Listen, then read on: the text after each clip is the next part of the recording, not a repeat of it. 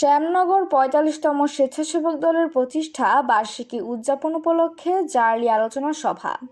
তপন কুমার বিশ্বাস, শ্যামনগর সাতক্ষীরার প্রতিনিধি। সাতক্ষীরার শ্যামনগরে ৪৫তম বাংলাদেশ জাতীয়তাবাদী স্বেচ্ছাসেবক দলের প্রতিষ্ঠা বার্ষিকী উদযাপন উপলক্ষে জার্লি ও আলোচনা সভা অনুষ্ঠিত হয়।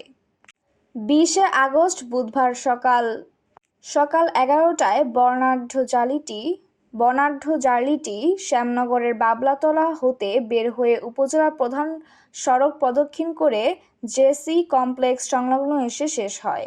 জার্লি পরবর্তীতে জেসি কমপ্লেক্স সংলগ্ন আলোচনা সভা অনুষ্ঠিত হয়।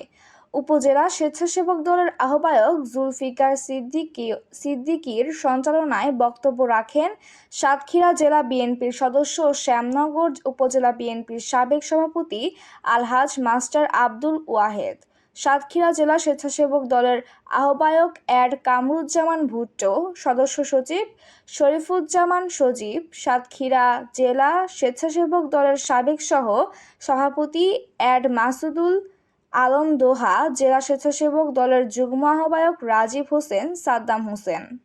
বাংলাদেশ জাতীয়তাবাদী স্বেচ্ছাসেবক দলের ৪৫তম প্রতিষ্ঠা বার্ষিকী উদযাপন উপলক্ষে আরও উপস্থিত ছিলেন পৌর স্বেচ্ছাসেবক দলের আহ্বায়ক হাবলু, উপজেলা স্বেচ্ছাসেবক দলের আহ্বায়ক জুলফিকার সিদ্দিক, যুগ্ম আহ্বায়ক আরিফুজ্জামান আরিফ, যুবদলের সিনিয়র যুগ্ম আহ্বায়ক শেখ নাজমুল হক, সদস্য সচিব আনোয়ারুল ইসলাম, যুগ্ম আহ্বায়ক মশিউর রহমান সুইট, উপজেলা যুবদলের যুগ্ম আহ্বায়ক হাফিজ আল আসাদ কল্লোল, উপজেলা স্বেচ্ছাসেবক দলের সাবেক সিনিয়র সহ সভাপতি রেজাউল ইসলাম রানা, ছাত্রদল আহ্বায়ক আবদুল্লাহ আল কাইয়ুম আবু, সদস্য সচিব আবদুল্লাহ আল মামুন, সিনিয়র যুগ্ম আহ্বায়ক গোলাম মোস্তফা মোশাররফ হোসেন প্রমুখ।